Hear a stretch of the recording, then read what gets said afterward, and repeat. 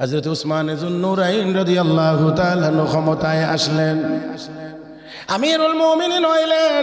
আমি এখান থেকে খেজুর বের করে করে খাইতাম।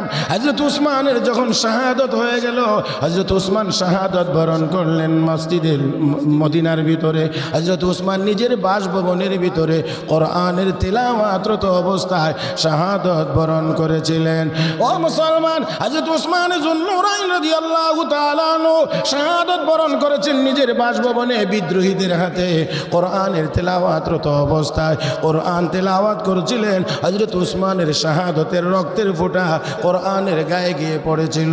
যে আয়াতের উপরে পড়েছিল সেই আয়াত ছিল ফাসায়াকফিকাহুমুল্লাহ ফাসায়াকফিকাহুমুল্লাহ ওয়া হুয়াস সামিউল আলিম। এই আয়াতের উপরে হযরত উসমানের শাহাদতের রক্ত পড়েছিল।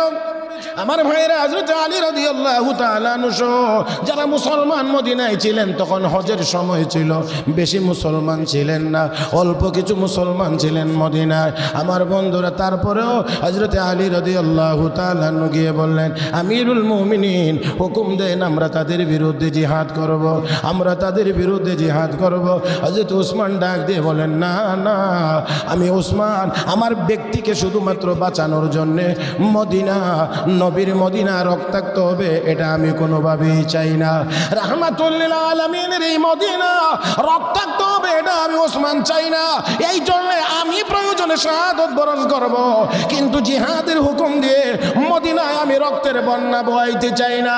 হযরত উসমান শাহাদত বরণ করলেন কোরআনের তিলাওয়াতরত অবস্থায়। ও মুসলমান, যারা দুনিয়াতে শাহাদত বরণ করে, হাসরের ময়দানে কেউ না কেউ তাদের পক্ষে সাক্ষী হবে, শাহাদতের সাক্ষী, শাহাদতের সাক্ষী হবে। কারো সাক্ষী হবে গাছ, কারো সাক্ষী হবে মসজিদ, কারো সাক্ষী হবে ময়দান, কারো সাক্ষী হবে পাহাড়। যে কোনো জিনিস তার শাহাদতের পক্ষে আল্লাহর দরবারে সাক্ষী হবে। আল্লাহ, তোমার এই বান্দা শহীদ হয়েছিলেন, শাহাদত বরণ করেছিলেন। আর আল্লাহর নবীর সাহাবী হযরত উসমান যুন্নুরাইন রাদিয়াল্লাহু তাআলা আনহুর শাহাদতের সাক্ষী হবে স্বয়ং আল্লাহর কোরআন। ونؤمن به ونتوكل عليه ونعوذ بالله من شرور أنفسنا ومن سيئات أعمالنا. من يهده الله فلا مضل له ومن يضلله فلا هادي له. ونشهد أن لا إله إلا الله وحده لا شريك له.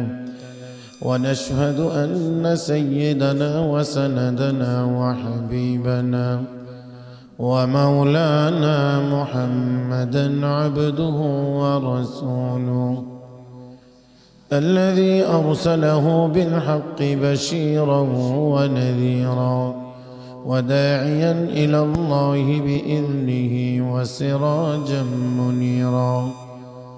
صلى الله تعالى عليه وعلى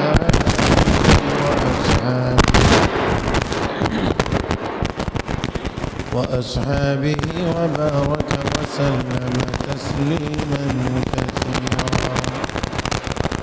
أما بعد، فأعوذ بالله من الشيطان الرجيم. بسم الله الرحمن الرحيم. إن أول بيت وضع للناس للذي ببكة مباركا وهدى للعالمين. فيه آيات بينات مقام إبراهيم ومن دخله كان آمنا. ولله على الناس حج البيت من استطاع إليه سبيلا. ومن كفر فإن الله غني عن العالمين. آمنت بالله، صدق الله مولانا العظيم. وصدق رسوله النبي الأمي الكريم ونحن على ذلك لمن الشاهدين والشاكرين والحمد لله رب العالمين. اللهم صل على محمد وعلى آل محمد كما صليت على إبراهيم وعلى آل إبراهيم إنك حميد مجيد. اللهم بارك على محمد وعلى آل محمد كما باركت على إبراهيم وعلى آل إبراهيم إنك حميد.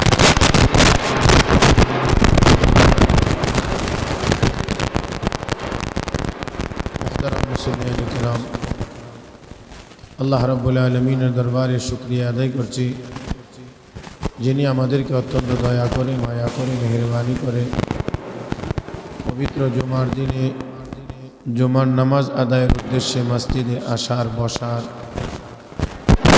দান করেছেন। শুকরিয়া আদায় করছি, সবাই বলি আলহামদুলিল্লাহ। গত জুমায় আমরা কিছু কথা বলেছিলাম। আল্লাহ রাব্বুল আলামিন কিছু সময়ের উপরে কিছু সময়কে শ্রেষ্ঠত্ব দান করেছেন। কিছু মানুষের উপরে আল্লাহ কিছু মানুষকে শ্রেষ্ঠত্ব দান করেছেন। কিছু জায়গার উপরে আল্লাহ কিছু জায়গাকে শ্রেষ্ঠত্ব দান করেছেন। মানে পৃথিবীর সব জায়গা সমান না, কিছু জায়গা দামি। পৃথিবীর সব মানুষ সমান না, কিছু মানুষ দামি। সব সময়, যতটুকু সময় বা আমাদের হায়াত, এর ভিতরেও সবটা সময় এক সমান না। কিছু কিছু সময়ের দাম আল্লাহ রাব্বুল আলামিনের কাছে অনেক বেশি। তো এই দামি জিনিসগুলো আল্লাহ রাব্বুল আলামিন আমাকে আপনাকে দিয়েছেন, আখিরি নবীর বরকতে আমাদেরকে বেশি দিয়েছেন। যেমন গত জুমায় বলা হয়েছিল, জুমার দিন আল্লাহ রাব্বুল আলামিন অন্য কোনো নবী বা নবীর উম্মতকে দান করেন নাই, একমাত্র আখির নবীর উম্মতকে আল্লাহ দান করেছেন। কোন মানুষ, কোন মুসল্লি জুমার দিন সকাল সকাল গোসল করে পাক পবিত্র হয়ে উত্তম কাপড় চোপড় পরিধান করে পায়ে হেঁটে মসজিদে যদি যায়, মসজিদে এসে ইমামের নিকটবর্তী হয়ে বসে মনোযোগ সহকারে খুতবা শুনে মসজিদের আদবের খেলাফ কোনো কাজ করে না, আর ওই ব্যক্তি এইভাবে করে নামাজ আদায় করে, রাহমাতুল লিল আলামিন বলেন মসজিদে আসতে আর যাইতে তার যত কদম লেগেছে, প্রতি কদমে কদমে আল্লাহ 1 বছরের নফল রোজা এবং 1 বছরের নফল নামাজের সওয়াব দান করেন। এক কদমেই যদি হয় 1 বছর, তাহলে কত কদম দিয়ে আমরা মসজিদে এসেছি। যদি ওইভাবে আমরা আসতে পারি, তাহলে 100 কদম যদি হয়, তাহলে তো 100 বছর, আসা যাওয়া 200 বছর। মুহতারাম হাজিরিন, তো আল্লাহ রাব্বুল আলামিন এই সময়ের উপরে, সপ্তাহের 7 দিনের উপরে এই শুক্রবার দিন জুমার দিনকে আল্লাহ রাব্বুল আলামিন শ্রেষ্ঠত্ব দান করেছেন। একজন মানুষের হায়াতের ভিতরে যৌবনকালটাকে আল্লাহ রাব্বুল আলামিন শ্রেষ্ঠত্ব দান করেছেন। এই জন্যে এই সময়ের ইবাদতের দাম বেশি, মূল্য বেশি, মর্যাদা বেশি। এই সময়টা যারা কাজে লাগাইবে আল্লাহ রাব্বুল আলামিনের কাছেও তারা দামি হবে, তারা শ্রেষ্ঠ হবে। হাদিস শরীফে রাসূল করিম সাল্লাল্লাহু আলাইহি ওয়াসাল্লাম ঘোষণা করেছেন, আল্লাহ রাব্বুল আলামিন হাসরের মাঠে যে 7 প্রকার মানুষকে আরশে আজিমের নিচে জায়গা দান করবেন, এর মধ্যে হবে একদল যুবক, ওয়ারাজুলুন ওয়াশাবুন নাশা ফি ইবাদাতিল্লাহ, ওই যুবক যে যার যৌবনকালকে আল্লাহর ইবাদতের ভিতর দিয়ে পার করেছে, এমন যুবকদেরকে আল্লাহ রাব্বুল আলামিন তার আরশের নিচে জায়গা দান করবেন।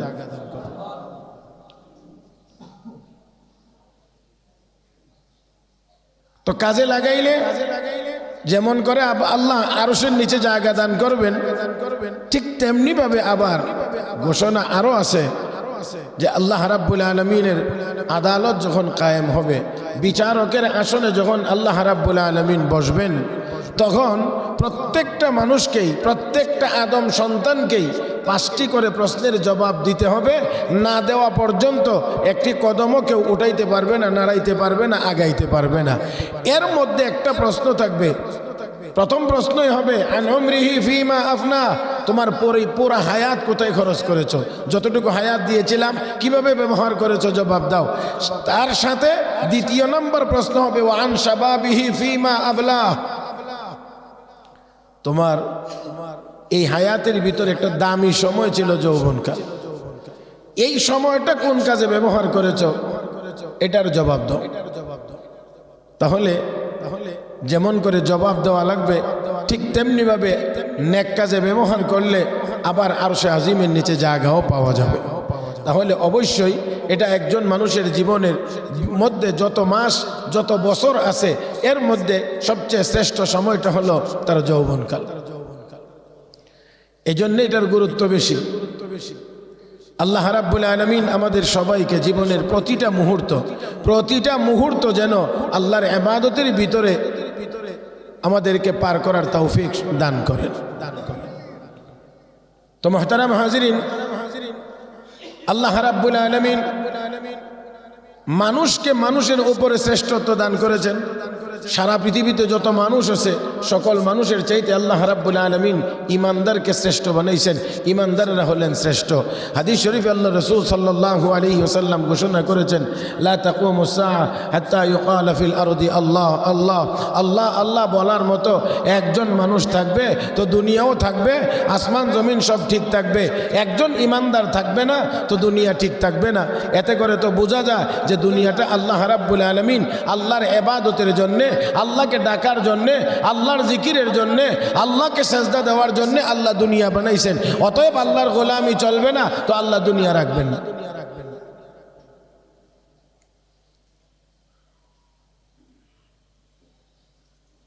সমস্ত মানুষগুলোর উপরে আল্লাহ রাব্বুল আলামিন ইমানদারদেরকে শ্রেষ্ঠ বানাইছেন, তার ইমানের কারণে শ্রেষ্ঠ। যত দুর্বলই হোক তার ইমান, সেই ইমানদারদের মধ্যে আল্লাহ রাব্বুল আলামিন ধাপে ধাপে ধাপে ধাপে ধাপে ধাপে শ্রেষ্ঠত্বের আসন নির্ধারণ করেছেন। একেবারে সর্বোচ্চ আসনে বসা আছেন আমার আপনার নবী, দু জাহানের নবী, বিশ্ব নবী, নবী মুহাম্মদুর রাসূলুল্লাহ সাল্লাল্লাহু আলাইহি ওয়াসাল্লাম। সবচাইতে উপরের আসনে আমার আপনার নবী বসা। তো যাই হোক আসুন, তো আল্লাহ রাব্বুল আলামিন এই শ্রেষ্ঠত্ব যে দান করেছেন, গত জুমায় বলা হয়েছিল দুনিয়ার সব জায়গার চাইতে মসজিদ শ্রেষ্ঠ, আর সকল মসজিদগুলোর চাইতে বাইতুল মুকাদ্দাস শ্রেষ্ঠ। বাইতুল মুকাদ্দাস জেরুজালেমে যা অবস্থিত, বাইতুল মুকাদ্দাস আমাদের প্রথম কেবলা, এই কেবলা সর্বোত্তম, সব মসজিদের চাইতে শ্রেষ্ঠ। সেই বাইতুল মুকাদ্দাসের চাইতে মসজিদের নববী, মদিনার মসজিদ শ্রেষ্ঠ। আর সেই মসজিদের নববীর চাইতেও বাইতুল্লাহ, কাবাতুল্লাহ যা মক্কায় অবস্থিত, সেই ঘর শ্রেষ্ঠ। আল্লাহ রাব্বুল আলামিন বলেন, ইন্না আউওয়ালা বাইতিন উযিআ লিন-নাস লাল্লাযী বিবাক্কাতা মুবারাকান ওয়া হুদাল লিল-আলামিন ফীহি আয়াতুন বাইয়িনাতুন মাকামু ইব্রাহিম ওয়া মান দাখালাহু কানা আমিনা ওয়া লিল্লাহি আলান-নাসি হিজ্জুল বাইত من استطاع إليه سبيلا ومن كفر فإن الله غني عن العالمين। এই পৃথিবীর সর্বপ্রথম ঘর যা মানুষের জন্য বানানো হয়েছে, ইন্না আউওয়ালা বাইতিন উযিআ লিন-নাস লাল্লাযী বিবাক্কা, মক্কায় অবস্থিত, মুবারাকান, ঘরটা বড় বরকতময়। কিময়? বরকতময়। তাহলে এই ঘর আল্লাহ বানাইছেন বরকত হিসেবে, বরকতময়। মুহতারাম হাজিরিন, তাহলে এই বরকত যদি কেন্দ্রীয় মসজিদ হয়, তাহলে এই মসজিদগুলো হলো শাখা। তাহলে বরকত তো ওইখানে নাজিল হবে, আর সেখান থেকে বন্টন হয়ে সব যা মসজিদে মসজিদে যাবে। মুহতারাম হাজরিন, কিতাবে লেখে যে কোনো মহল্লায় আল্লাহর রহমত নাজিল হয়, তো এটা আগে মসজিদে নাজিল হয়, এখান থেকে অন্যদিকে ছড়ায় সব দিকে। তাহলে মসজিদের সাথে যাদের সম্পর্ক হবে মসজিদের সাথে, তাদের জীবন হবে বরকতময়, তাদের জীবন হবে বরকতময়। মুহতারাম হাজরিন, আমরা বুঝি আর না বুঝি, আমাদেরকে অবশ্যই স্বীকার করতে হবে যেই জীবনের ভিতরে রব্বে করিমের পক্ষ থেকে বরকত নাই, মাল বেশি হওয়ার পরেও আরাম নাই। এই জন্যে দোয়ার মধ্যে আমাদের বুজুর্গরা সেখান দোয়া করবে, আল্লাহ যেন বরকতওয়ালা মাল দান করেন, বরকতওয়ালা মাল যেন দান করেন। আমার ভাইয়েরা, রসুল করিম সাল্লাল্লাহু আলাইহি ওয়াসাল্লামের সাহাবী হযরত আবু হুরায়রা রাদিয়াল্লাহু তাআলা আনহু, হযরত আবু হুরায়রা রাদিয়াল্লাহু তাআলা আনহু, এই সাহাবীকে বরকতের সাহাবী বলা হয়েছে। হযরত আবু হুরায়রা রাদিয়াল্লাহু তাআলা আনহু, আমরা মোটামুটি ভাবে কম বেশি সবাই জানি যে হযরত আবু হুরায়রা রাদিয়াল্লাহু তাআলা নবীর দরবারে সব সময় পড়ে থাকতেন, সব সময় পড়ে থাকতেন। নবী দুনিয়া থেকে ইন্তেকাল করার মোটামুটি 3 বছর বা তার চেয়ে সামান্য কম বেশি আগে হযরত আবু হুরায়রা কালেমা পড়ে মুসলমান হয়েছিলেন। তাহলে মুসলমান হওয়ার পরে খুব অল্প সময় আল্লাহর নবীকে হযরত আবু হুরায়রা পেয়েছেন, 3 বছরের মতো। কিন্তু দেখা গেছে সেই আবু হুরায়রা সব সাহাবীর চাইতে বেশি হাদিস বর্ণনা করেছেন। সব সময় নবীর দরবারে পড়ে থাকতেন, নবীর জবান থেকে কোনো কিছু নি বের হয় আর উনি এই কথাটা শুনতেন। হযরত আবু হুরায়রা রাদিয়াল্লাহু তাআলা আনহুর হালত এক সময় ছিল খুব বেশি মুখস্থ থাকতো না। একদিন আল্লাহর নবী আসলেন আর বললেন, কে আসো, তোমার চাদরটা বিছাইয়া দিবে আমাকে বসার জন্য। আল্লাহর নবীর সাহাবী হযরত আবু হুরায়রা বলেন, আমি চাদর বিছাইয়া দিলাম। নবী চাদরের উপরে বসলেন, তারপরে আমাকে বললেন, এই চাদর তোমার সিনার সাথে লাগাও। হযরত আবু হুরায়রা বলেন, আমি এই চাদর যেদিন থেকে আমার সিনায় লাগাইছি, ওই দিন থেকে যা শুনি আর একটুও ভুলি না, সব মুখস্থ থাকে, আর ভুল হয় না, ভুলি না। কতটুকু পরিমাণ মুখস্থ শক্তি! আল্লাহ রাব্বুল আলামিন আসলে যাকে যেই কাজের জন্য কবুল করেছেন, তাকে আল্লাহ ওই কাজ অনুযায়ী যোগ্যতা দান করেন।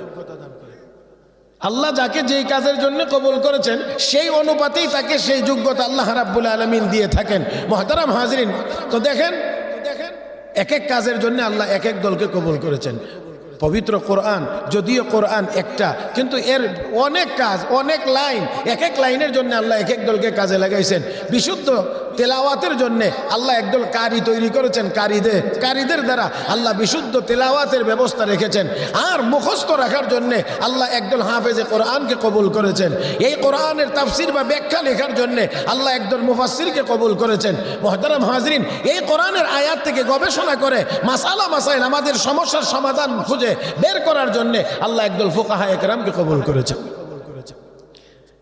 এক এক দল মানুষকে দিয়ে আল্লাহ কোরআনের এক এক রকমের খেদমত নিচ্ছেন। কোরআন তো একই, দেখবেন একদল শুধু হাফেজ কিন্তু আলেম না, মজবুত হাফেজ। আবার একদল দেখবেন হাফেজও না, কিন্তু কোরআনের পঠন পদ্ধতি কিভাবে বিশুদ্ধ তেলাওয়াত করা যায় সেই বিষয়ে তারা বেশি পারদর্শী। আবার আল্লাহ পাক কিছু মানুষকে কবুল করেছেন কোরআনের তাফসীর লেখার জন্য। ফুকাহা একরামকে রেখেছেন এই কোরআনের ভিতর থেকে মাসালা আবিষ্কার করার জন্য। ইমাম আহমদ ইবনে হাম্বল রহমতুল্লাহি আলাইহি, যিনি ইমাম বুখারীর উস্তাদ, ইমাম শাফিঈ রহমতুল্লাহ আলাইহির ছাত্র। ইমাম আহমদ ইবনে হাম্বল ইমাম শাফিঈর বাড়িতে গেছেন, তো এক রাত্রে বসে কোরআন শরীফ থেকে গবেষণা করে 100 মাসালা আবিষ্কার করেছেন। 100 মাসালা তিনি বের করেছেন। তাহলে আল্লাহ পাক এক একজনকে এক এক কাজের জন্য আল্লাহ কবুল করেছেন। যাকে যেই কাজের জন্য আল্লাহ বানাইছেন তাকে আল্লাহ ওই অনুপাতে আল্লাহ রাব্বুল আলামিন যোগ্যতা দিয়ে থাকেন। হযরত আবু হুরায়রা রাদিয়াল্লাহু তাআলা আনহুকে যেন আল্লাহ রাব্বুল আলামিন হাদিসের জন্য কবুল করেছেন, এই জন্য মুখস্থ শক্তি অসাধারণ আল্লাহ রাব্বুল আলামিন ওনাকে দান করেছেন। একবার ওনাকে পরীক্ষা করার জন্য, কারণ উনি কথায় হাদিস বলতেন, এই জন্যে ওনাকে একবার পরীক্ষা করার জন্য এক খলিফা ওনার দরবারে ডাকছেন। ডেকে সাথে ওনার সিংহাসনের পিছনে কিছু লিখক কাগজ কলম দিয়ে বসায় রাখছে যে আবু হুরায়রা যা বলবে তা তোমরা লিখে রাখবে। হযরত আবু হুরায়রা যখন গেছেন তখন অত্যন্ত আদবের সাথেই বলতেছে, ইয়া সাহাবী রাসূলুল্লাহ সাল্লাল্লাহু আলাইহি ওয়াসাল্লাম, হে আল্লাহর নবীর সাহাবী, হাদিসনা মিয়াত হাদিস মিন হাদিস রাসূলুল্লাহ সাল্লাল্লাহু আলাইহি ওয়াসাল্লাম, আপনি আমাদেরকে দয়া করে নবীর 100 হাদিস একটু তেলাওয়াত করে শোনান। হযরত আবু হুরায়রা 100 হাদিস শোনাইলেন। পিছনে যারা আছে সবাই লিখে রাখছে। সসম্মানে ওনাকে বিদায় দেওয়া হয়েছে। 1 বছর পার হওয়ার পরে আবার হযরত আবু হুরায়রাকে ডাকছেন, ডেকে বলছেন, আর ওই লেখক যারা লিখে রাখছিল তাদেরকে আবার ওই খাতা দিয়ে পিছনে বসায় রাখছে, তোমরা মিলাইয়া দেখবা এবার যা বলে আর গত বছর যা বলেছিল মিলে কিনা। ওনার মুখস্থ শক্তি যাচাই করা হচ্ছে।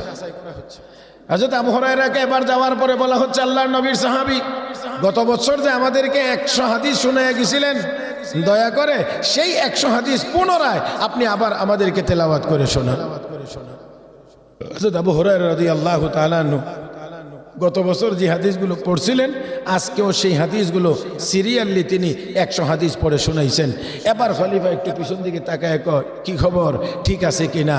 সব লেখকেরা একসাথে জবাব দিয়ে কয়, ওয়াল্লাহি মা যাদা ওয়ালা নাকাসা, আল্লাহর কসম, না একটা শব্দ বাড়ছে না একটা শব্দ কমছে।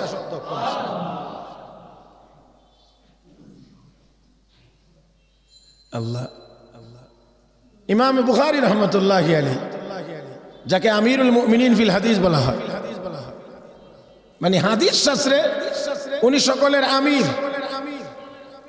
ইমাম বুখারী রাহমাতুল্লাহি আলাইহি ওনাকে পরীক্ষা করার জন্য একবার বাগদাদে নেওয়া হয়েছে।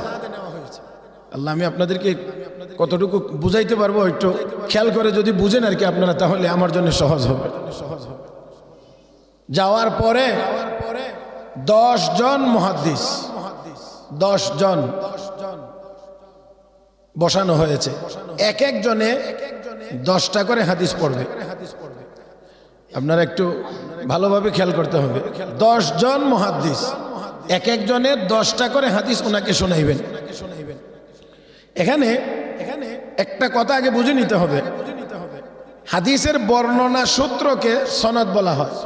কে কার কাছ থেকে শুনছেন, কে কার কাছ থেকে শুনছেন, কে কার কাছ থেকে শুনছেন, রাসূল পর্যন্ত, এটাকে সনদ বলা হয়। আর মূল হাদিসটাকে মতন বলা হয়। বর্ণনা সূত্র হলো কে কার কাছ থেকে, যিনি বর্ণনা করছেন এই হাদিস উনি কার কাছ থেকে শুনছেন, উনি কার কাছ থেকে শুনছেন, উনি কার কাছ থেকে শুনছেন, এইভাবে করে এই বর্ণনাটাকে সনদ বলা হয়। তো 10 জন মুহাদ্দিস ঠিক করা হয়েছে 10টা করে হাদিস পড়বেন, তবে সনদ এক হাদিসের, মতন আরেক হাদিসের। যেই বর্ণনা সূত্রে যেই হাদিস সেটা না, বর্ণনা সূত্র একটা, মূল হাদিস আর একটা লাগাইয়া দেওয়া হয়েছে। এইভাবে করে 10 জনে 10টা করে হাদিস পড়বে। এবার বলেন দেখি কেমন উল্টা পাল্টা। সনদ একখানের, হাদিস আর একখানের নিয়ে লাগাইয়া দেওয়া হয়েছে। এইভাবে একজনে এরকম করে একটা হাদিস পড়ছেন, পরে জিজ্ঞেস করা, এবার ইমাম বুখারীকে জিজ্ঞাসা করছেন এই হাদিসের ব্যাপারে আপনার মতামত কি। ইমাম বুখারী আস্তে করে জবাব দিয়ে বলছেন, লা আরিফুহু, এই হাদিস আমি চিনি না, এই হাদিস আমি চিনি না। দ্বিতীয় হাদিস পড়ছেন, তো দ্বিতীয় হাদিস ও একইভাবে পড়ছেন, সনদ এক জায়গার, হাদিস আর এক জায়গার। এখন আবার বলছেন, ফামা রায়ুকা ফি হাযাল হাদিস, লা আরিফুহু, আমি এটা চিনি না। এইভাবে করে উনি 10 হাদিস শেষ করছেন। দ্বিতীয় জন একই পদ্ধতিতে 10 হাদিস পড়ছেন। এক এক হাদিস পড়ার পরেই জিজ্ঞেস করেন হাদিসের ব্যাপারে আপনার মতামত কি? লা আরিফু, আমি চিনি না। এইভাবে করে 10 জন 10 হাদিস করে পড়লেন। 100 হাদিস পড়া হয়েছে। 100 হাদিসেই সনদে আর মতনে কোনো মিল নাই। সনদ এক জায়গার, হাদিস আর এক জায়গার, জোড়া দেওয়া হয়েছে। এবার 10 জনে যখন 100 হাদিস পড়া শেষ করলেন উলট পালট করে, এবার ইমাম বুখারী রহমতুল্লাহ আলাইহি আবার ডাইন দিকে আসলেন। 1 নাম্বার উনাকে বলছেন আপনি প্রথম হাদিস পড়েছিলেন এই হাদিসের সনদ বলছিলেন এই হাদিস বলছিলেন এই, আপনার এই সনদে এই হাদিস নয়, আপনার এই সনদের সাথে ওই হাদিস। এবার উনি যেভাবে 1 নাম্বার আপনি বলছিলেন এই সনদে বলছিলেন এই হাদিস, এই সনদে এই হাদিস নয়, এই সনদে ওই হাদিস। দ্বিতীয় হাদিস পড়ছিলেন এইভাবে আপনি পড়েছিলেন এই সনদ এই হাদিস, আপনার এই দ্বিতীয় সনদের হাদিস এটা না ওইটা। জানি না আমি বুঝাইতে পারছি কিনা। উনি যা পড়ছিলেন প্রথমে ওনারটা শোনাইলেন, যে উলট পালটটা করছিলেন এই উলট পালট শোনাইলেন, তারপরে সঠিকটা কোনটা ওই সঠিকভাবে বললা তারপরে ওনাকে ঠিক করছেন। একজন করে ঠিক করার পরে দ্বিতীয় জনকে ধরছেন আপনি এই 10 হাদিস এইভাবে পড়ছিলেন, এই সনদ এই হাদিস, এই সনদ এই হাদিস, এই সনদ এই হাদিস, এই সনদে এই হাদিস না, এই সনদে ওই হাদিস, ওই সনদে এই হাদিস, এইভাবে করে দ্বিতীয় জনকে ঠিক করলেন। 10 জনে মিলে যেই 100 হাদিস সনদে আর মতনে উল্টা পাল্টা করে পড়ছিলেন, ইমাম বুখারী প্রত্যেকেরটা একবার শোনার মধ্য দিয়েই মুখস্থ করেছিলেন, তাদের ভুলটাও ঠিক মুখস্থ করেছিলেন, আবার সংশোধন কোনটা এটাও তিনি পাল্টা সবাইকে শোনাইয়া দিয়েছেন।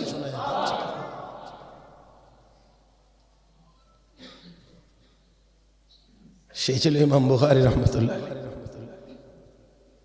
ক্লাসে যখন বসতেন পড়বার জন্য সব ছাত্ররা লিখত, আর হাদিস লেখাটাই ছিল নিয়ম, সবাই লিখতেন। শুধু ইমাম বুখারী ক্লাসের মধ্যে লিখতেন।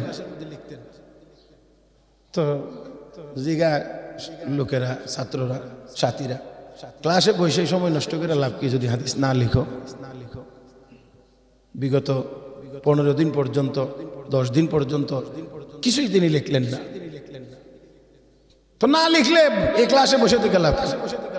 তোমরা কি লিখছো? উস্তাদ যা পড়াইছেন তা লিখছি, যা শুনাইছেন তা লিখছি। ঠিক আছে, তাহলে তোমরা খাতা লও, যা 1 সপ্তাহ বা 10 দিন বা 15 দিনে যা লিখছো, আর আমি যা শুনছি এখন তোমরা খাতা নিয়ে বসো, তোমাদের লেখা আর আমি একটু পড়ি, দেখো তোমাদের খাতার সাথে মিলে কিনা। এবার ইমাম বুখারী পড়া শুরু করলেন। তো ওই খাতাওয়ালারা কয় শুধুমাত্রই যে ঠিক পড়ছেন তা না, বরঞ্চ আমাদের লিখতে গিয়ে যে টুকটাক 2-1টা শব্দ ছুটছে বা একটু এদিক ওদিক হয়েছে, ইমাম বুখারীর পড়ার থেকে আমরা আমাদের খাতাটাও ঠিক করে নিছি। তো আল্লাহ রাব্বুল আলামিন এক একজনের উপরে শ্রেষ্ঠত্ব দান করেছেন। মুহতারাম হাজরিন, তো আবার আমি আবারও বলছি, তো হাদিস শাস্ত্রে ইমাম বুখারী রহমতুল্লাহ আলাইহি আমিরুল মুমিনিন ফিল হাদিস। আবার ফিকহ ক্ষেত্রে ফুকাহায়ে কেরামের মধ্যে ইমাম আবু হানিফা রহমতুল্লাহ আলাইহি হলেন ইমামে আজম। তিনি বড় ইমাম। ওনার এক উস্তাদ বহুত বড় মুহাদ্দিস ইমাম বুখারী রহমতুল্লাহ আলাইহির সনদের ভিতরেও সেই ইমাম আমাশ সুলাইমান ইবনে মেহরান আল আমাশের নাম আছে। ইমাম আমাশ রহমতুল্লাহি আলাইহি অনেক বড় মুহাদ্দিস। সেই মুহাদ্দিসের ছাত্র ইমাম আজম আবু হানিফা রহমতুল্লাহি আলাইহি। কিন্তু লক্ষ্য করে দেখেন, ইমাম আজম আবু হানিফা রহমতুল্লাহ আলাইহি ওনার কাছ থেকে হাদিস পড়েছেন। সেই ইমাম আমাশের বাড়িতে একদিন চোর ঢুকছে। চোরে ঢুকে মালামাল যখন সব রেডি করছে, তো ইমাম আমাশ সজাগ হয়ে গেছে। সজাগ হয়ে গেলে চোরেরা এখন তো চিন্তা, এখন আমাদেরকে তো চিনে ফেলছে। হুজুর তো গিয়ে সকালবেলায় লোকদের কাছে জানাইবে যে এই লোকগুলো গত রাত্রে আমার বাড়িতে চুরি করতে ঢুকছিল। এই জন্য সবাই মিলে হুজুরের উপরে এবার অ্যাটাক হলো এই যে হুজুর আপনি কিন্তু কারো কাছে আমাদের নাম বলতে পারবেন না। এইভাবে যদি 10 জন 15 জন চোরে অ্যাটাক করে, তাহলে উনি তো বলবেনই অবশ্যই যে আমি বলবো না। তো এখন এটার উপরে কি ঠিক থাকবে কিনা, এটা তো একটা কথা। এখন তারা কয় না হুজুর আপনি মনে হয় বলে দিবেন। না বলছি তো আমি বলবো না। না আপনি বলে দিবেন। না আমি বলছি বলবো না। আপনি যদি নাই বলেন তাহলে আপনি একটা কথা আমাদের মানতে হবে। বলে কি যে আপনি বলেন যে আপনি যদি বলে দেন তাহলে আপনার স্ত্রী 3 তালাক।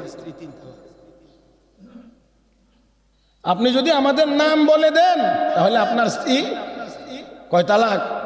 3 তালাক। আল্লাহ, সুরেরাও মাসালা জানতো আগে, ডাকাতেরাও মাসালা জানে, ফতোয়া জানতো, আর আমরা মাশাআল্লাহ মুসল্লিরাও মাসালা জানি। তাহলে ইমাম আহমদ রহমতুল্লাহ আলাইহি কি করবেন? অপারক হয়ে এই কথা বলছেন। বলার পরে চোরেরা তো মাশাআল্লাহ খুব মজা করে চুরির মাল নিয়ে গেছে। আর পরের দিন উনারে দেখায় ওই মেইন রোডে বইয়া মাল বিক্রি করতেছে। বিক্রি করলে কি হবে?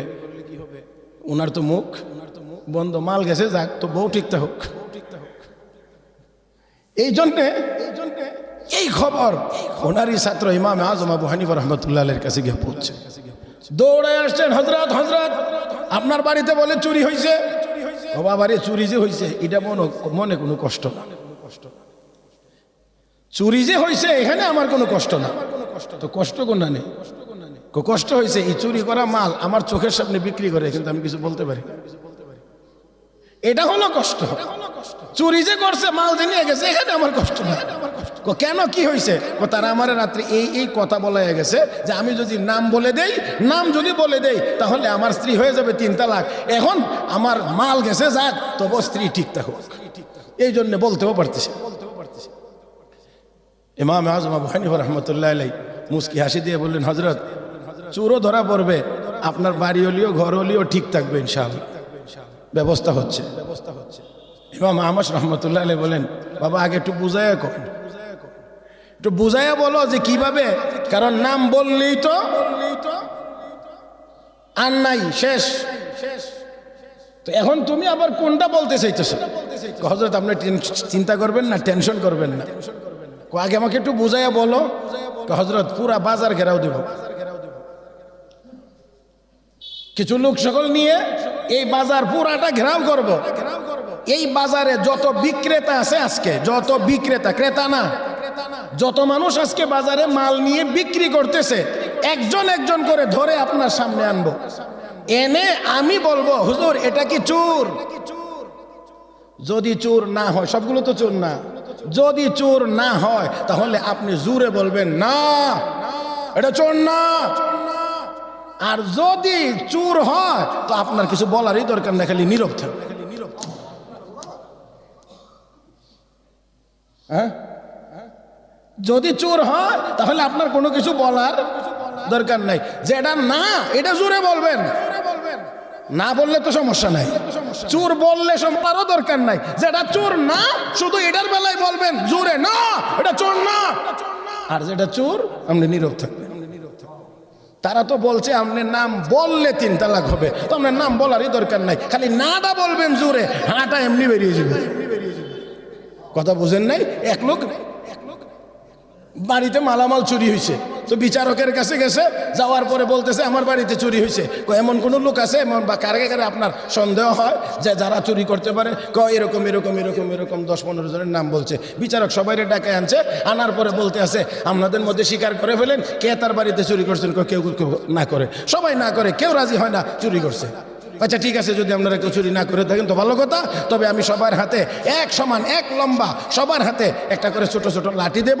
এই লাঠিটা সবাই নিয়ে আজকে যার যার বাড়িতে রাখবেন, আগামীকাল আবার এসে এনে আমার কাছে জমা দিবেন। তো জমা দিলে কি হবে? যার যে চুরি করছেন তার লাঠিটা 1 হাত লম্বা হয়ে যাবে।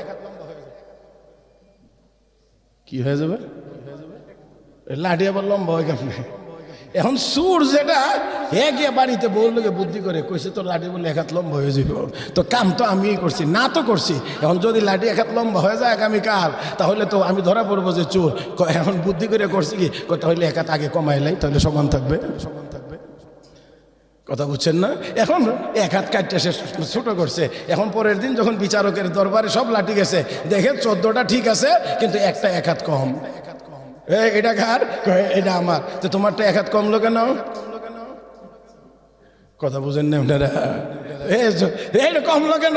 আসল কথা হয়েছে ওই এই ভয়ে এক হাত লম্বা হয়ে যাবে, এই ভয়ে কেটে ফেলেছে। আমার ভাইয়েরা বোঝা যা এ মুসলমান। ইমাম আজম আবু হানিফা রহমতুল্লাহি আলাইহি, ইমাম আজম আবু হানিফা রহমতুল্লাহ আলাইহি বললেন, হযরত যখন বলবেন আমি বলবো চোর, এটা চোর না হইলে জোরে বলবেন না, আর যখন চোর আসবে সামনে তখন আপনার কিছু বলার দরকার নাই, এতে করে আপনার ঘরও ঠিক থাকবে, চোরও ধরা পড়বে। এই হলো ফুকাহায়ে কেরামের কাজ। আমার ভাইয়েরা, তো আল্লাহ পাক এক একজনকে এক একজনের উপরে শ্রেষ্ঠত্ব দান করেছেন, শ্রেষ্ঠত্ব দান করেছেন। মহতারাম হাজরিন, তাই আসুন এইভাবে করে যদি আমরা যাইতে থাকি, উপরের দিকে দেখা যাবে একের উপরে এক শ্রেষ্ঠত্ব আল্লাহ রাব্বুল আলামিন দান করেছেন। আর সবাইকে সবচাইতে বেশি শ্রেষ্ঠ বানাইছেন আমার আপনার নবী, দু জাহানের নবী মুহাম্মদুর রাসূলুল্লাহ সাল্লাল্লাহু আলাইহি ওয়াসাল্লামকে। জায়গার দিক দিয়ে যদি আমরা শ্রেষ্ঠ দেখি, তাহলে সর্বশ্রেষ্ঠ জায়গা আমরা দেখতে পাবো বাইতুল্লাহ, খানা কাবা, সর্বশ্রেষ্ঠ জায়গা, সর্বশ্রেষ্ঠ ঘর কার? আর এই ঘরটা হলো বরকতময়। হযরত আবু হুরায়রা রাদিয়াল্লাহু তাআলা আনহুর কথা বলতে গিয়ে এত দূর পর্যন্ত গিয়েছি। হযরত আবু হুরায়রা রাদিয়াল্লাহু তাআলা আনহু নবীর সাহাবী, সময় ছিল না অল্প নবীর খেদমতে, কিন্তু হাদিস বর্ণনা করেছেন সবচেয়ে বেশি। হাদিসের কিতাব উল্টাইলি দেখবেন আনাবি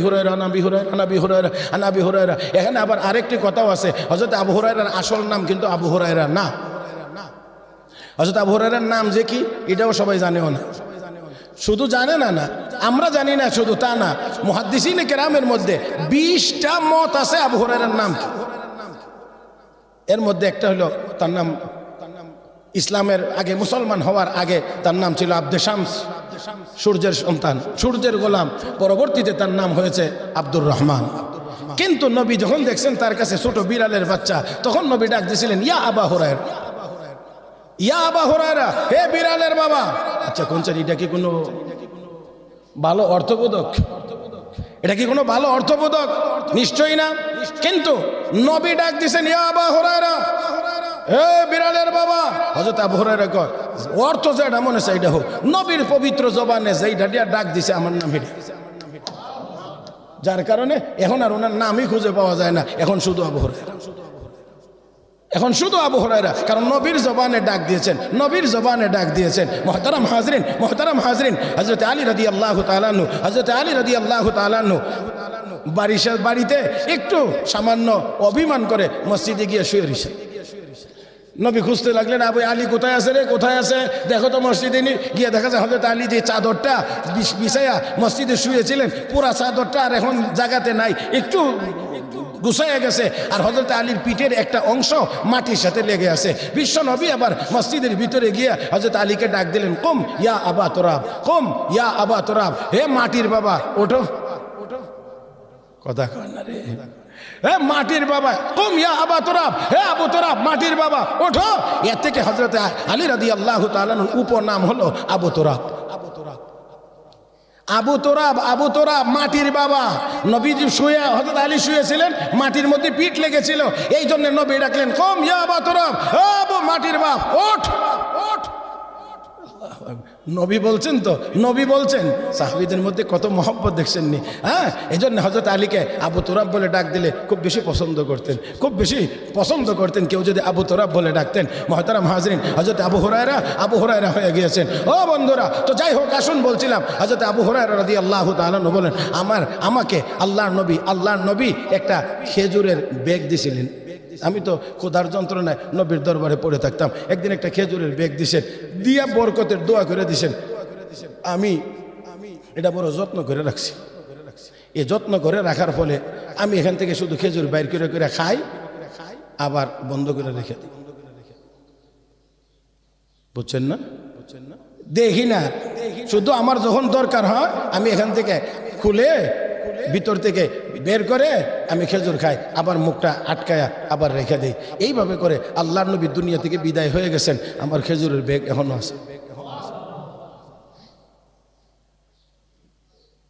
আবু হুরায়রা রাদিয়াল্লাহু তাআলা আনহু বলেন, খেলাফতের দায়িত্বে আসলেন আবু বকর সিদ্দিক রাদিয়াল্লাহু তাআলা আনহু। প্রায় 2.5 বছর ছিলেন হযরত আবু বকর। এই 2.5 বছর আমি এই ব্যাগ থেকে খেজুর বের করে খাইলাম। আল্লাহু আকবার বলবেন না? 2.5 বছর এখান থেকে খেজুর বের করে খাইলাম, যখনই খাই খাওয়ার পরে আবার মুখটা বন্ধ করে রেখে দেই, আবার যখন হাত দেই আবার দরকার হলে আবার এখান থেকে খেজুর খাই। হযরত আবু বকর দুনিয়া থেকে চলে গেলেন, খেলাফতের দায়িত্বে আসলেন। খেলাফতের দায়িত্বে আসলেন হযরত ওমর ফারুক রাদিয়াল্লাহু তাআলা আনহু। 10 বছর খেলাফতের দায়িত্বে ছিলেন। আমি 10 বছরে এই ব্যাগের ভিতর থেকে খেজুর বের করে খেয়েছি। আল্লাহ, হাত দিলেই বাবা। হ্যাঁ, হযরত উসমান যুন্নুরাইন রাদিয়াল্লাহু তাআলা ক্ষমতায় আসলেন, আমিরুল মুমিনিন হইলেন। আমি এখান থেকে খেজুর বের করে করে খাইতাম। হযরত উসমানের যখন শাহাদত হয়ে গেল, হযরত উসমান শাহাদত বরণ করলেন মসজিদের মদিনার ভিতরে। হযরত উসমান নিজের বাসভবনের ভিতরে কোরআনের তিলাওয়াতরত অবস্থায় শাহাদত বরণ করেছিলেন। ও মুসলমান, হযরত উসমান যুন্নুরাইন রাদিয়াল্লাহু তাআলা আনহু শাহাদত বরণ করেছেন নিজের বাসভবনে বিদ্রোহীদের হাতে। কোরআনের তিলাওয়াতরত অবস্থায় কোরআন তেলাওয়াত করছিলেন। হযরত উসমানের শাহাদতের রক্তের ফোঁটা কোরআনের গায়ে গিয়ে পড়েছিল। যে আয়াতের উপরে পড়েছিল সেই আয়াত ছিল ফাসায়াকফিকাহুমুল্লাহ ফাসায়াকফিকাহুমুল্লাহ ওয়া হুয়াস সামিউল আলিম। এই আয়াতের উপরে হযরত উসমানের শাহাদতের রক্ত পড়েছিল। আমার ভাইরা, হযরত আলী রাদিয়াল্লাহু তাআলা আনহু যারা মুসলমান মদিনায় ছিলেন, তখন হজের সময় ছিল, বেশি মুসলমান ছিলেন না, অল্প কিছু মুসলমান ছিলেন মদিনায়। আমার বন্ধুরা, তারপরেও হযরত আলী রাদিয়াল্লাহু তাআলা আনহু গিয়ে বললেন, আমিরুল মুমিনিন হুকুম দেন, আমরা তাদের বিরুদ্ধে জিহাদ করব, আমরা তাদের বিরুদ্ধে জিহাদ করব। হযরত উসমান ডাক দিয়ে বলেন, না না, আমি উসমান আমার ব্যক্তিকে শুধুমাত্র বাঁচানোর জন্যে মদিনা, নবীর মদিনা রক্তাক্ত হবে এটা আমি কোনোভাবেই চাই না। রাহমাতুল লিল আলামিনের এই মদিনা রক্তাক্ত হবে এটা আমি ওসমান চাই না। এই জন্য আমি প্রয়োজনে শাহাদত বরণ করব, কিন্তু জিহাদের হুকুম দিয়ে মদিনায় আমি রক্তের বন্যা বহাইতে চাই না। হযরত ওসমান শাহাদত বরণ করলেন কোরআনের তিলাওয়াতরত অবস্থায়। ও মুসলমান, যারা দুনিয়াতে শাহাদত বরণ করে হাসরের ময়দানে কেউ না কেউ তাদের পক্ষে সাক্ষী হবে, শাহাদতের সাক্ষী। শাহাদতের সাক্ষী হবে, কারো সাক্ষী হবে গাছ, কারো সাক্ষী হবে মসজিদ, কারো সাক্ষী হবে ময়দান, কারো সাক্ষী হবে পাহাড়। যে কোনো জিনিস তার শাহাদতের পক্ষে আল্লাহর দরবারে সাক্ষী হবে। আল্লাহ, তোমার এই বান্দা শহীদ হয়েছিলেন, শাহাদত বরণ করেছিলেন। আর আল্লাহর নবীর সাহাবী হযরত উসমান যুন্নুরাইন রাদিয়াল্লাহু তাআলা আনহুর শাহাদতের সাক্ষী হবে স্বয়ং আল্লাহর কোরআন।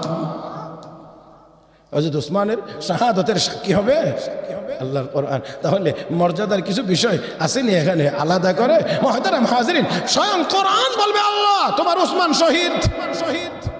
তাহলে কোরআন যদি বলে তাহলে আরো কিছু লাগে? কথা কয় না, আরো কিছু লাগে? মুহতারাম হাজরিন, আমি মনে হয় একদিন শোনাইছিলাম, তারপরেও শুধুমাত্র ছোট্ট করে বলছি। তাহলে এই হযরত আক্তাস মাওলানা মুফতি জারওয়ালি খান রহমাতুল্লাহ আলাইহি ইন্তেকালের আগে উনি ওনার ক্লাসে ছাত্রদেরকে বলে গিয়েছেন, আমি একদিন স্বপ্ন দেখি আমার ইন্তেকাল হয়েছে, আমাকে কবরে দাফন করা হয়েছে, সবাই চলে এসেছে, এমন সময় কবরে আমাকে জীবিত করা হয়েছে। ইতিমধ্যেই দেখি সুন্দর সুদর্শন যুবকের মতো কে জানি আমার ডান দিক দিয়ে মাথার পাশে এসে দাঁড়াইছে, আরেকজন আমার বাম দিক দিয়া পায়ের কাছে এসে দাঁড়াইছে। এমন সময়ে দুইজন লোক আসছে, কবরে প্রবেশ করতে চায়। এই দুইজন জিজ্ঞাসা, তোমরা কে? তোমরা কে? আমরা মুনকার নাকি। এখানে কেন? এই লোকটার সাথে কিছু কথাবার্তা আছে, কিছু জিজ্ঞাসা করা লাগে। কবরে গেলে জিগাইব নি? কি জিগাইতে চাও? কাগজে লিখে দাও, কলম দাও, আমরা উত্তর দিয়ে দেই। লোকটাকে ডিস্টার্ব করে না, চলে যাও। তারা কাগজে লিখে দিছে প্রশ্ন, উত্তর ওই দুইজনে দিয়ে দিছে, চলে গেছে। এবার জিজ্ঞেস করে, তোমরা কারা? আমারে কোনো কিছু জিগাইতে দিলা না, উত্তর তোমরাই দিলা। ডাইন সাইডে যে সে আমি হইলাম তোমার জীবনের ফজরের নামাজ। খুব গুরুত্ব সহকারে ফজরের নামাজ তুমি আদায় করেছো সারা জীবন। এই জন্য আল্লাহ আমাকে তোমার সহায়তার জন্য কবরের মধ্যে প্রেরণ করে দিয়েছে। বাম পাশে যিনি দাঁড়িয়ে আছেন, তুমি কে? আমি হলাম তোমার জীবনের কোরআন। কোরআন তোমার জীবনের তেলাওয়াত করা কোরআন, এবং কোরআনের যে তাফসির তুমি পড়াইতা, বড় গুরুত্ব সহকারে কোরআনের তাফসির পড়াইতা। এই জন্য আল্লাহ আমাকে প্রেরণ করে দিয়েছেন তোমার সহায়তা করার জন্য। হযরত এই কথা নিজে বলার পরে বলেন, এমন স্বপ্ন দেখতে তো ভালোই লাগে, এমন স্বপ্ন দেখতে তো ভালোই লাগে।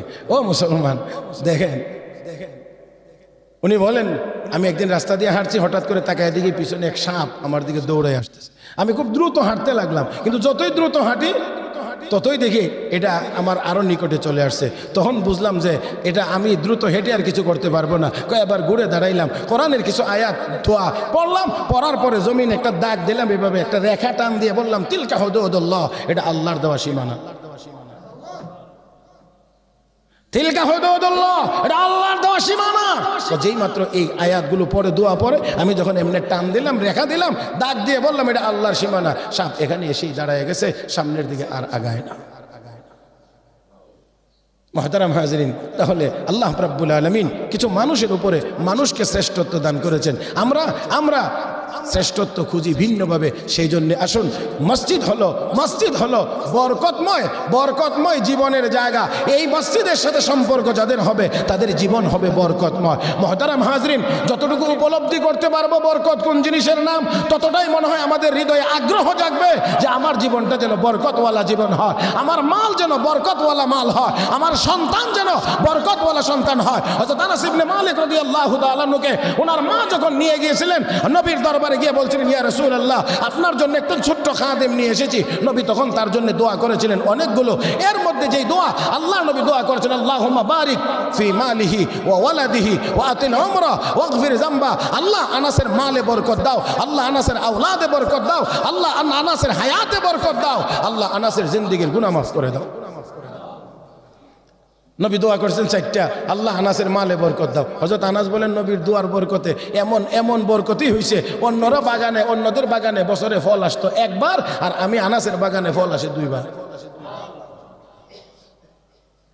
নবী দোয়া করছিলেন যে আল্লাহ আনাসের আওলাদে বরকত দাও। সুবহানাল্লাহ, এই ওয়াজ করা যাবে না মনে হয় এখন এই যুগে, এই আধুনিক যুগে এই ওয়াজ করলে সমস্যা, কারণ আমরা তো এখন দুইটার বেশি না, একটা হলে ভালো হয়। আর হযরত আনাস বলেন দোয়ার বরকতে আল্লাহ আমার আলী আওলাদে এই পরিমাণ আল্লাহ বরকত দিবেন। ওয়ালাকাদ দাফানতু মিয়াতান ইল্লা সিনতাইন। আল্লামা মোল্লা আলী কারি রাহমাতুল্লাহ আলাইহি মিরকাতুল মাফাতি আলা মিশকাতিল মাসাবিহের ভিতরে লিখেছেন, হযরত আনাস বলেন আমি আমার জীবদ্দশায় আমার আলী আওলাদের মধ্য থেকে 98 জনকে আমার নিজের হাতেই দাফন করেছি। সুবহানাল্লাহ, আরো আসতে কর না, 98 জন শুধু দাফনই করছে, তো আর বাকি যা আছে এই যুগে যদি জিন্দা থাকতেন উনি তো গুলি করে মেরে তো কবে বলে না কি কাম শুরু করছে। হ্যাঁ, হযরত আনাস বলেন আমার বংশের ভিতর থেকে 98 জন আমি দাফন করেছি। আর হযরত আনাস তাও বলেছেন ওয়ানা আরজুর রাবিয়া আল্লাহ। 3 নম্বর হলো রাসূল দোয়া করেছেন আল্লাহ আনাসের হায়াতে বরকত দাও, হায়াত লম্বা করে দাও। আল্লাহ এত লম্বা আমার হায়াত দিয়েছেন, ওয়ালাকাদ বাকিতু হাত্তা সাইমাতিল হায়াত, আল্লাহ আমার এত লম্বা হায়াত দিয়েছে যে আমার আর দুনিয়াতে থাকতে আর ভালো লাগে না। আর কত থাকবো দুনিয়াতে, বিরক্ত হয়ে গেছি, দুনিয়া আমার জন্য পুরান হয়ে গেছে, এটা তার থাকতে ভালো লাগে না। এত লম্বা হায়াত আল্লাহ আমাকে দান করেছিলেন। হযরত আনাস বলেন নবীর 3 দোয়া তো আমি দুনিয়াতে নগদই হয়ে এলাইছি, তো আরেকটা যে রয়েছে আল্লাহ রাসূল দোয়া করেছেন আল্লাহ আনাসের গুনাহ মাফ করে দাও। আনা আরজুর রাবিয়া, আমি আশাবাদী নবীর 4 নম্বর দোয়াও কবুল হয়েছে, আর আমার গুনাহ আল্লাহ মাফ করে দেবে। আল্লাহ আমাদেরকে বুঝার তৌফিক দান করুন, সবাই বলি আমিন। মুহতারাম হাজরিন, তো আমরা বরকতওয়ালা জীবন চাইলে মসজিদওয়ালা জীবন লাগবে। কথাগণ তো মসজিদের সাথে সম্পর্ক জান দিয়েও হতে হবে, মাল দিয়েও হতে হবে। গত জুমায় 10 জন পাইছিলাম, 10 জন। আমার একটা টার্গেট আছে, আপনাদেরকে পরে শোনাইব। তবে আজকে আল্লাহর বান্দা কে আছেন, একজন মানুষ, আমি তো আগেই বলছি বাড়াই নাই, বাড়ানোর চিন্তাও করি নাই, ওই আগে যেটা চলছিল চলে আসছিল সেটার উপরেই কথা। আল্লাহর বান্দা কে আছেন আজকের জুমায় একটা নাম